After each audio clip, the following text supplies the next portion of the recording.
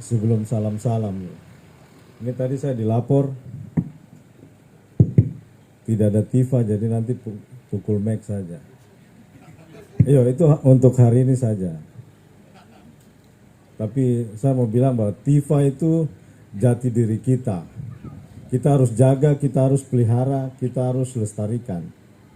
Sehingga bukan hanya simbolis kita pukul Tifa, tapi itu memang harus ada. Karena itu jati diri kita. Mungkin hari ini pukul Toki Mike. Musrenbang berikut lagi Toki Mike. Lama-lama kita sudah lupa, kita putih Tifa itu. Baik. Yang terhormat, ini saya harus kasih salam yang pertama, karena beliau ini bagian dari Forkopimda Provinsi. Yang terhormat mewakili dan Lanut Silas Papare. Yang saya hormati rekan-rekan Forkopimda Kabupaten Jayapura. Yang terhormat Ketua DPRD Kabupaten Jayapura. Yang terhormat Bapak Kapolres Kabupaten Jayapura. Bapak Dandim Kabupaten Dandim 1701 atau yang mewakili.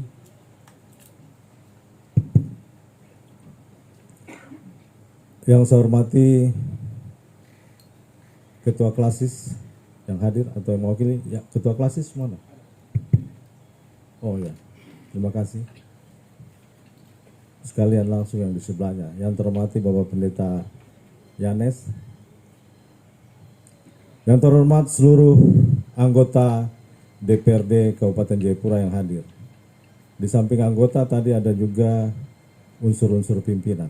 Ada Ketua Komisi ada, Ketua BK ada, Bapak Ermus Vele 280. Saya tidak tahu 280 ini apa. Mungkin karena kacamata hitam jadi bisa lihat kita 280 derajat atau apa ini. Nanti Bapak Ermus Vele tolong kasih tahu dulu.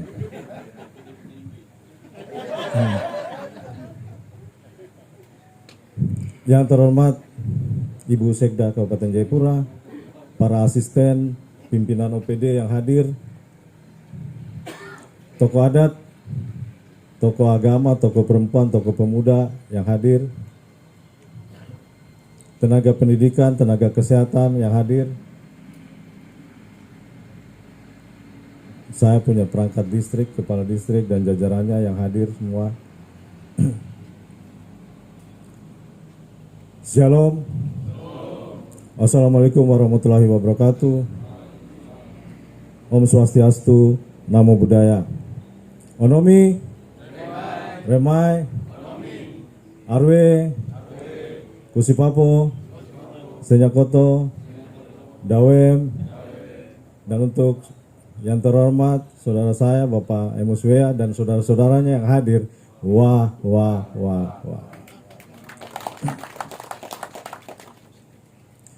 Yang pertama marilah kita panjatkan puji dan syukur kepada Allah yang Maha Kuasa atas segala kasih karunia dan penyertaannya sehingga kita boleh hadir pada Musrenbang Distrik di wilayah pembangunan 4 Kabupaten Jayapura. Kesempatan yang baik karena semuanya bisa hadir. Yang tadi Pak Ketua sampaikan benar, kita mulai dari Musrenbang di wilayah 1, wilayah 2, di wilayah 4 Airuni semua anggota Dewan hadir. Terima kasih. Dan kesempatan semua anggota Dewan hadir ini harus bahwa Musrenbang di distrik betul-betul tahun 2024 menjawab kebutuhan dan persoalan di wilayah pembangunan 4.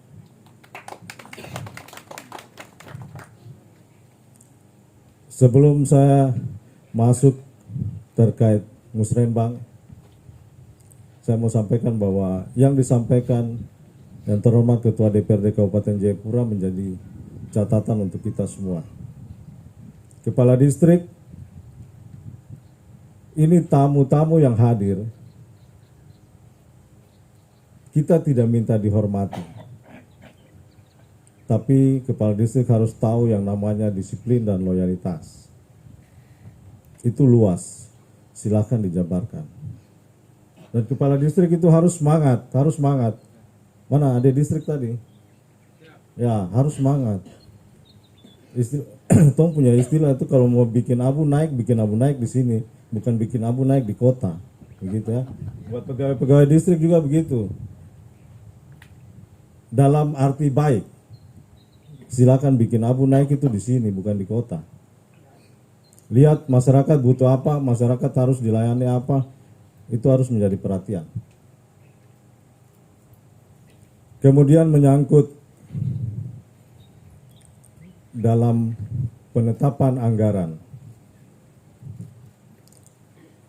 Evaluasi dari Ketua DPRD menjadi catatan buat kita semua, terutama kita tim anggaran di eksekutif, bahwa kedudukan DPRD dengan pemerintah daerah itu adalah mitra sejajar dalam rangka penyelenggaraan pemerintah daerah.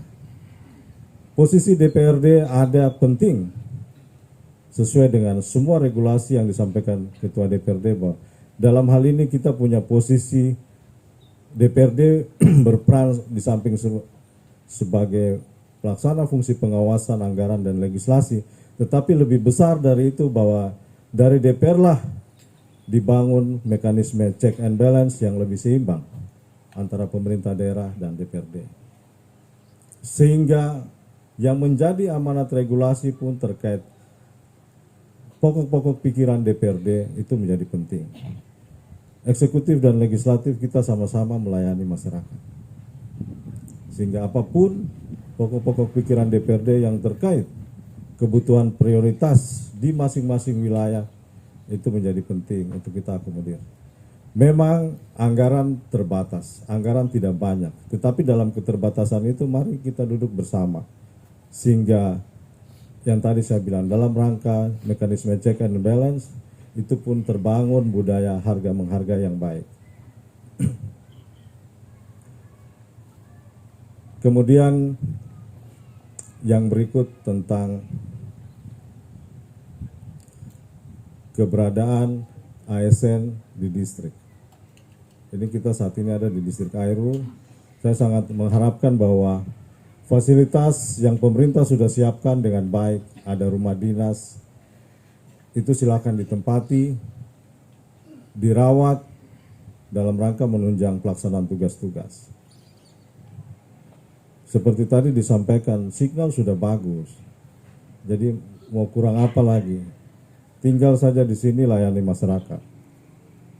Jangan anggap ditaruh di distrik Airu, wilayah pembangunan 4, lalu kita motivasi untuk kerja turun. Jangan.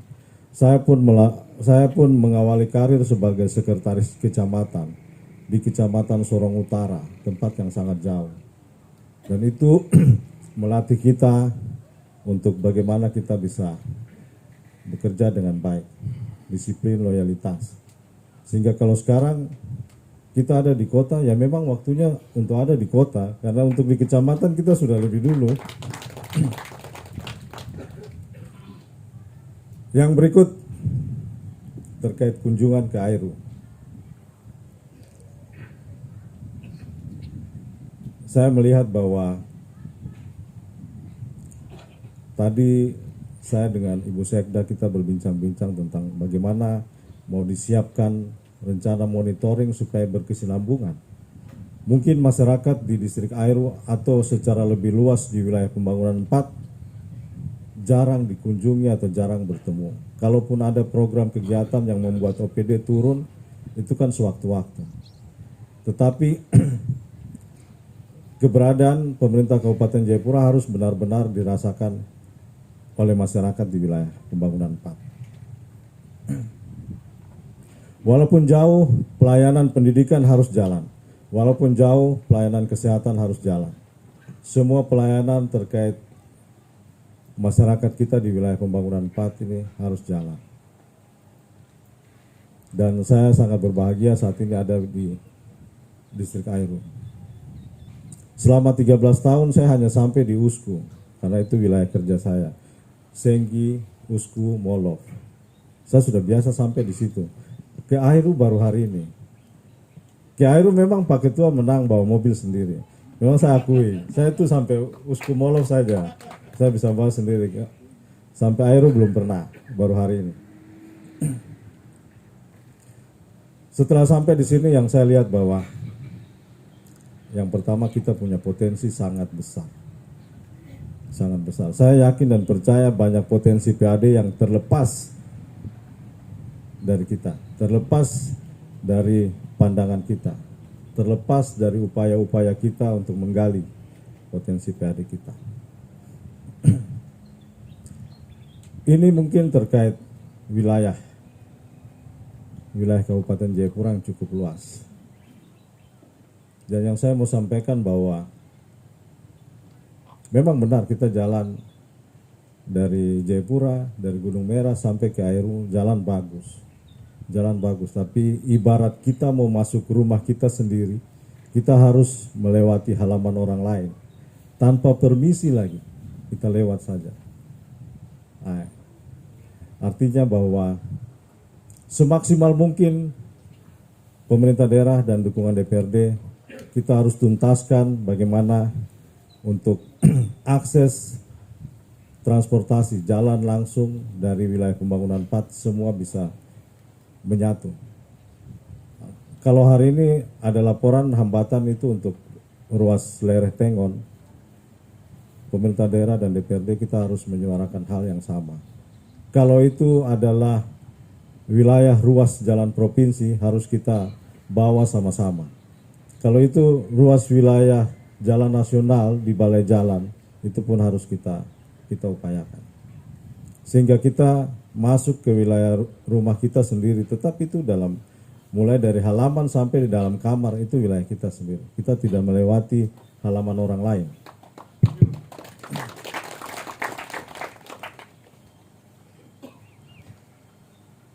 Nah, terkait ini juga seperti tadi Pak Ketua DPR sampaikan bahwa Ibu A1 menyampaikan bahwa RT/RW sudah direvisi.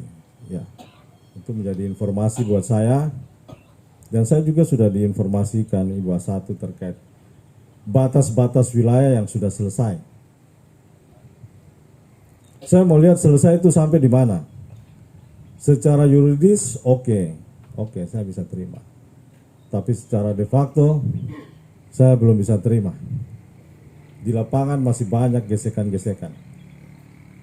Dan itu menjadi penting untuk kita secepatnya mengamankan batas wilayah Kabupaten Jayapura. Terutama di wilayah Jalan Trans Papua. Jalan Trans Papua begitu masuk dari Yalimo dan begitu masuk ke Kerom, harus kita bikin gapura. Selamat datang di Kabupaten Jayapura. Supaya semua tahu, walaupun Airu ini jauh dari Sentani, semua tahu ini Kabupaten Jayapura.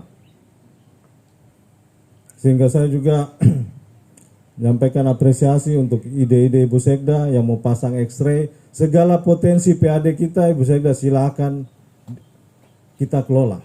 Itu saya sangat mendukung Ibu Sekda kalau mau pasang X-ray dalam rangka untuk kita memantau muatan arus transportasi di distrik Airu ini penting.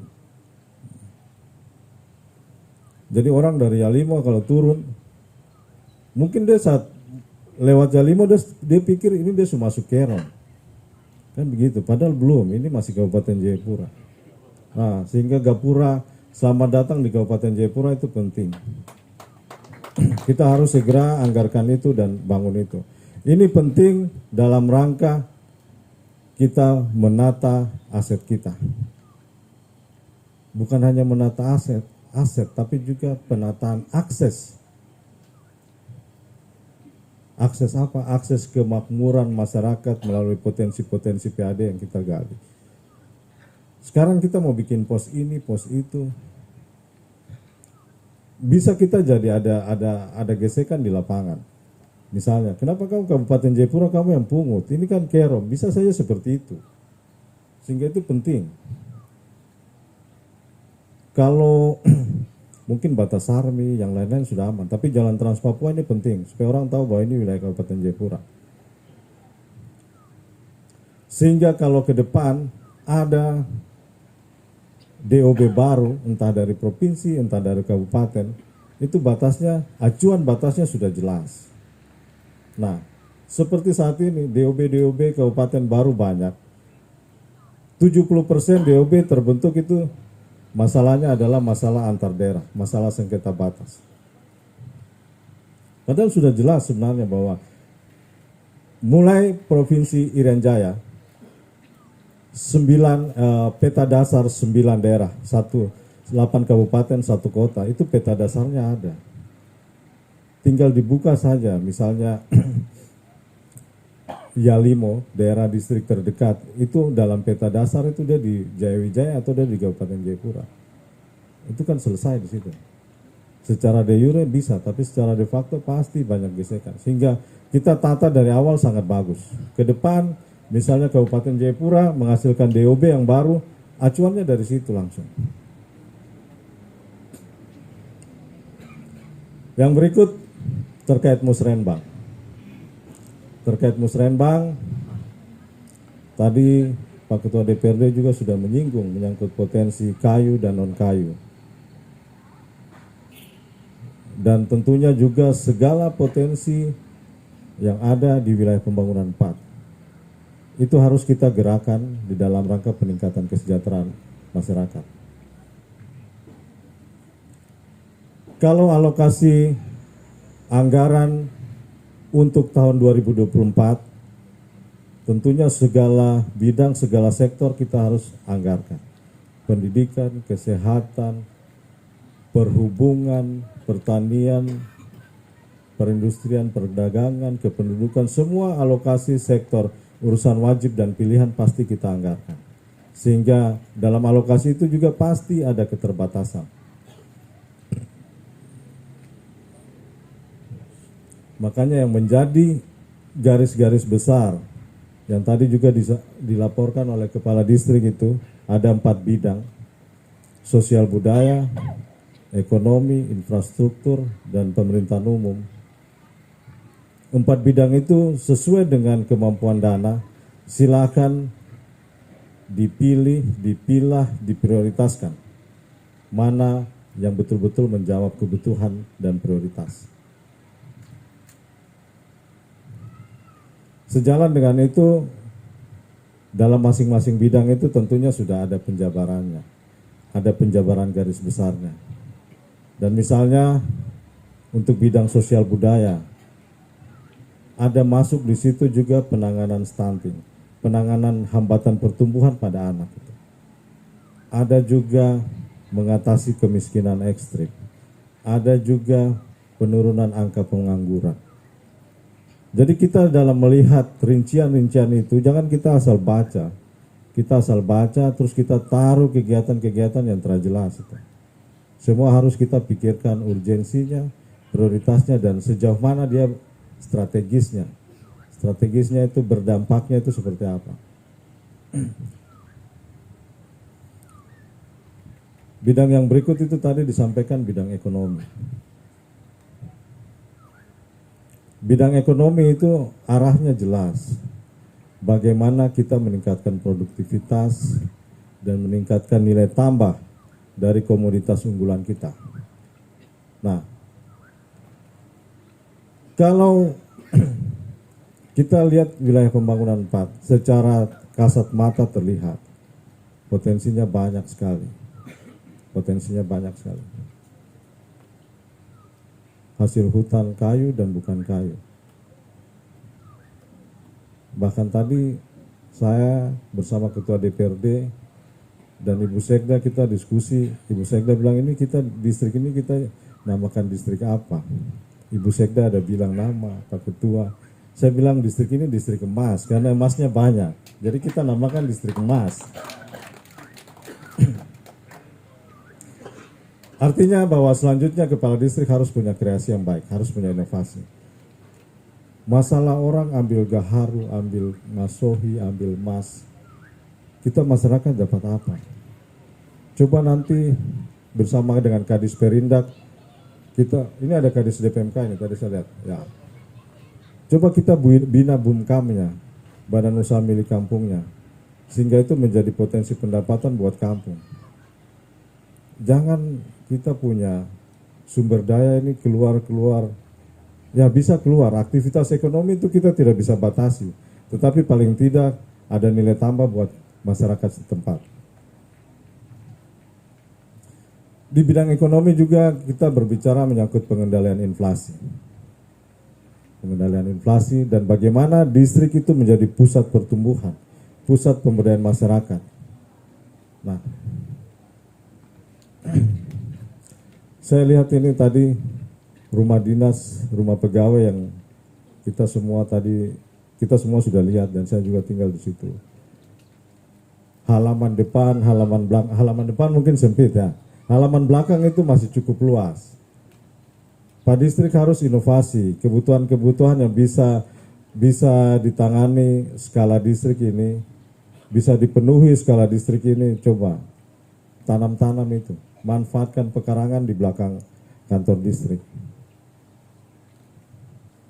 Tanam-tanam sayur, tanam rica, tanam apa. Kalau semua potensi lahan kita manfaatkan dan kita bisa cukupi kebutuhan untuk skala distrik, kita tidak perlu terlalu banyak di kota. Kalau tidak ada kegiatan tanam-tanam begitu, kita sudah tahu, kita begitu datang kita lihat, oh berarti pegawai tidak ada di lokasi. Karena halaman belakang begitu saja. Jangan. Kita malu sama tenaga guru, kita malu sama tenaga kesehatan yang selalu ada di tempat. Jadi distrik harus. Semua harus ada di tempat. Rumah sudah diberikan, fasilitas sudah diberikan. Apa yang kurang kasih tahu saya. Saya tahu manusia itu punya keinginan banyak, punya kebutuhan.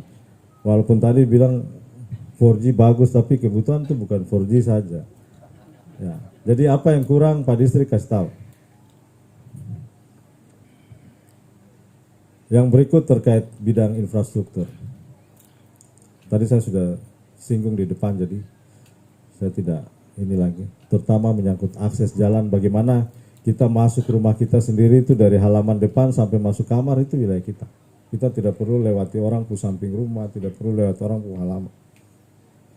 Menghubungkan titik-titik wilayah-wilayah yang belum terhubung. Terkait wilayah pembangunan 4 yang jauh dari jangkauan pengamatan. Walaupun jauh, kita punya fungsi advice planning dalam pembangunan, dalam izin mendirikan bangunan itu harus jalan. Sesuai dengan RT/RW, harus sesuai peruntukannya.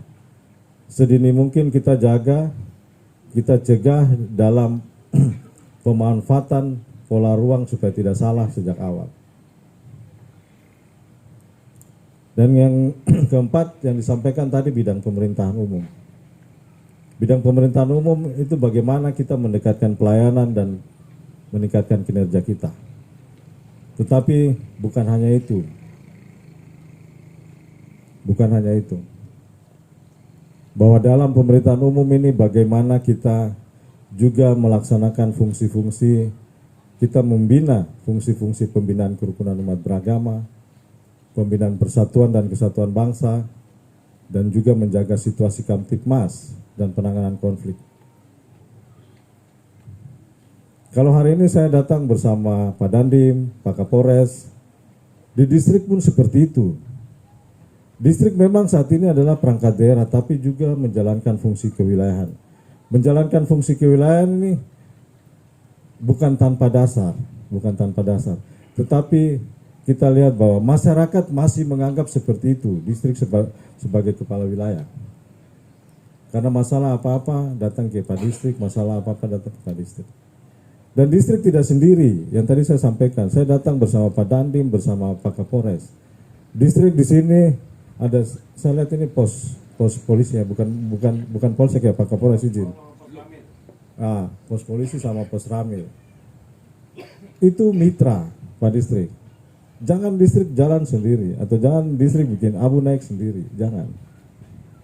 Bersama-sama dengan komandan pos ramil maupun komandan pos polisi air ini. Bersama-sama unsur-unsur pimpinan distrik itu menjaga situasi Kamtipmas, membina kerukunan umat beragama, membina persatuan dan kesatuan bangsa. Jangan ada konflik di sini. Dan saya berterima kasih kepada masyarakat di wilayah pembangunan 4 terutama distrik Airu sepanjang jalan Trans Papua. Karena jalan Trans Papua saya lihat terbangun bagus. Artinya ada dukungan besar dari masyarakat wilayah pembangunan 4. Ini tidak boleh sama. Jadi kita punya wilayah ruas jalan Kemiri Depapre pun harus jadi. Masa yang wilayah pembangunan 4 yang jauh saja aksesnya bagus. Yang di depan mata Kemiri Depapre kita lihat seperti itu. Mungkin pernah masyarakat mancing-mancing atau tanam pisang di jalan. Kalau sekarang tidak boleh. Saya pastikan ada yang menghalangi, pasti saya selesaikan. Jalan Kemiri Depapre harus jadi. Baik, saya tidak panjang lebar lagi. Sekali lagi saya sampaikan bahwa senang berada di wilayah ini, wilayah pembangunan 4 Kabupaten Jayapura, distrik Airu. Semoga yang dibicarakan ini tidak hanya kita seremonial biasa, tetapi benar-benar menjadi keputusan-keputusan yang strategis bagi pembangunan di wilayah 4. Untuk distrik-distrik Unurum Guai, Yapsi, Kaureh, dan Airu, tolong menjadi perhatian penting bagaimana kita menjawab persoalan dan kebutuhan masyarakat. Musrenbang distrik yang disatukan menjadi musrenbang wilayah pembangunan sangat baik, karena distrik-distrik yang bersinggungan itu hampir mempunyai persoalan yang sama, kebutuhan yang sama, prioritas yang sama, tantangan yang sama. Sehingga 4 distrik ini harus hadir sama-sama. Bahas musrenbang sama-sama mana kepentingan di daerah-daerah yang bersentuhan, daerah-daerah yang berbatasan, itu kita juga pikirkan pembangunannya di situ. Mungkin dari saya itu sekian dan terima kasih. Tuhan berkati kita semua. Shalom. Wassalamualaikum warahmatullahi wabarakatuh. Om Santi Santi Santi Om, Sadu Sadu Sadu. Onomi, Remai, Arwe, Kosipapo, Senyakoto, Dawem. Oh, saya lupa yang terakhir. Sudah dikasih tahu tadi, Mek ya, Mek. Oke. Ini hari ini saja ya. Ya.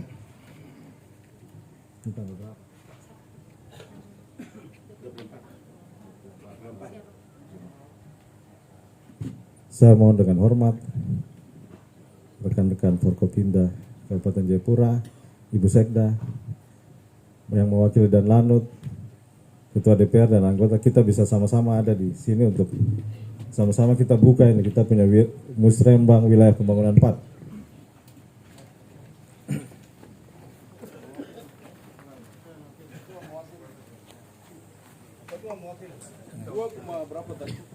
$2.80.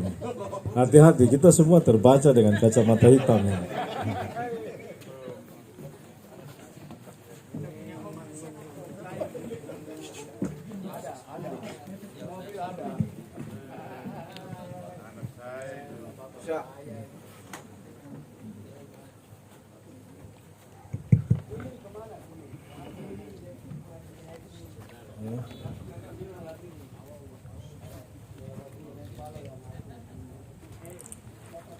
Akhirnya dengan memanjatkan puji dan syukur kepada Allah yang Maha Kuasa, maka pada hari ini Jumat 24 Februari 2023, musyawarah pembangunan di wilayah pembangunan 1 bertempat di wilayah pembangunan 4 bertempat di distrik Airu, Kabupaten Jayapura secara resmi saya nyatakan dibuka.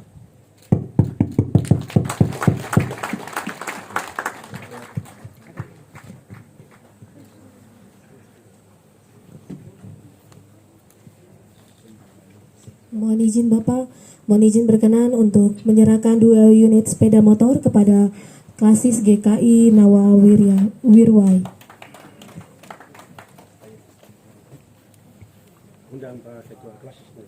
Mohon izin kepada Bapak Ketua Klasis GKI Nawa Wirwai untuk mengambil tempat di depan.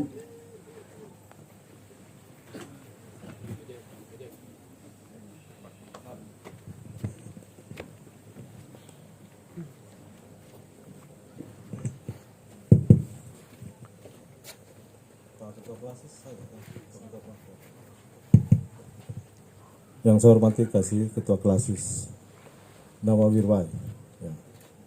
Saya serahkan kendaraan motor, kendaraan roda 2 untuk mendukung pelayanan Bapak Pendeta di sini. Semoga menjadi berkat bagi pelayanan dan menjadi berkat bagi kita punya masyarakat di wilayah pelayanan Klasis Nawawirma.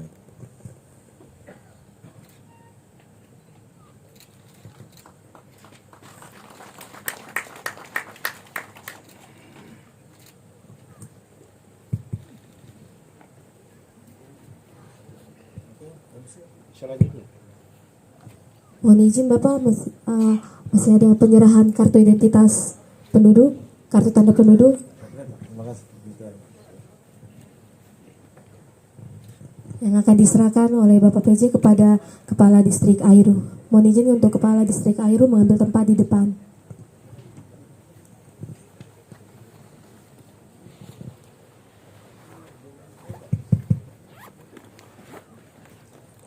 Gadis capil juga kacamata hitam, merapat juga. Oh, kacamata baca. Saya kira kacamata mata-mata.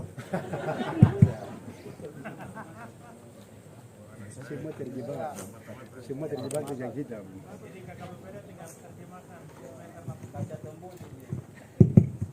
Pak Kepala Distrik, saya serahkan belangko KTP untuk pelayanan kependudukan di Distrik Airu. Silakan kerja dengan baik dan layani masyarakat dengan baik.